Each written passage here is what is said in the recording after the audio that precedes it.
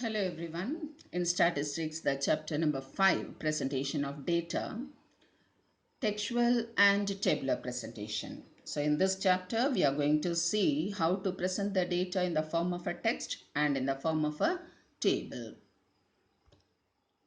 So presentation of data means what? Exhibiting the data in a clear and attractive manner. So it can be the diagrammatical presentation, and it can be the graphical presentation, and it can be the textual presentation, tabular presentation. So in this chapter, we are going to see about the textual and tabular presentation.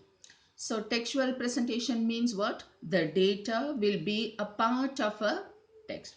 See, now when we are studying, now when we are seeing in the present situation in the midst of this COVID-19, we are seeing if the news is to be given, it can be the same data can be given in two ways, like how many people are affected in India and how many have died. That can be in a textual form, right? So here we are seeing that like to present the text, we can type like this, we can give the information like this. So due to COVID-19, over 26,000 people have been affected in India and 826 have died. So it is only, we can see that 26,826. These are the two statistical values here.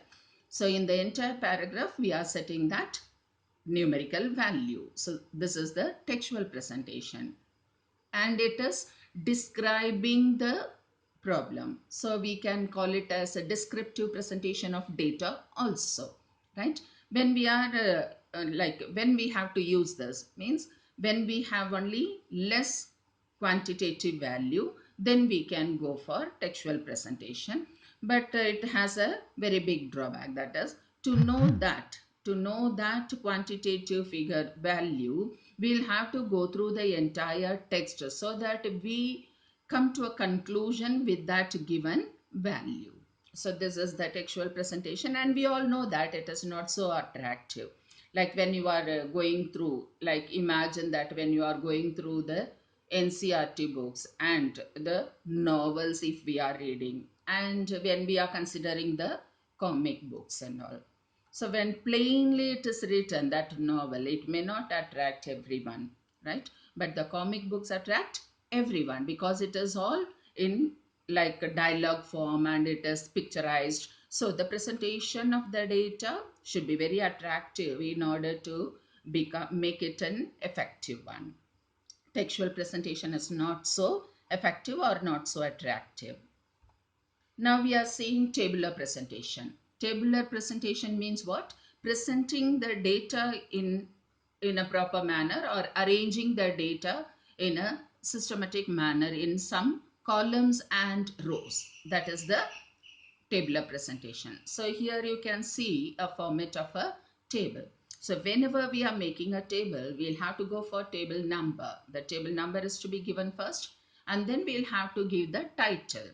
That is, what is the table, the content of the table says about what, for which problem or for which study we are presenting this table. So we'll have to give the title, and sometimes the title itself cannot give the complete information about a table. So we'll have to go for some head notes. We have to give what is the content clearly, there we'll have to give, and this is only when required, right? And you can see that a table is made here. So this vertical divisions are considered to be the columns, and the horizontal divisions are the rows, right? So when we are taking the row, for every row also we'll have to give the heading, and that it is mentioned as stub. And then the column is also to be given a title, and that heading of the column is called as caption, right? And all the each and every square, all of you are working in the computer, I hope, and all of you know the Excel sheet, right? And when we are seeing that Excel sheet, you can see that every small rectangle is considered to be the cell. And when we are making that, and apart from the headings of the rows and heading of the columns, all the other content we are giving, and that is considered as body of the table. And when once the table is made, and if any point, like you might have seen your progress reports and all, and in any other table, next to a few items there will be certain mark, maybe a star, maybe a point. So that is elaborated in the footnote. If at all we want to give emphasis on certain item, it can be given in the footnote. And sometimes the informations what we are taken are the secondary source, that is it is already collected by some other person and we have taken that. Then we'll have to write the source, from where do we get this information. So source is also to be written here. So this is a simple format of a table.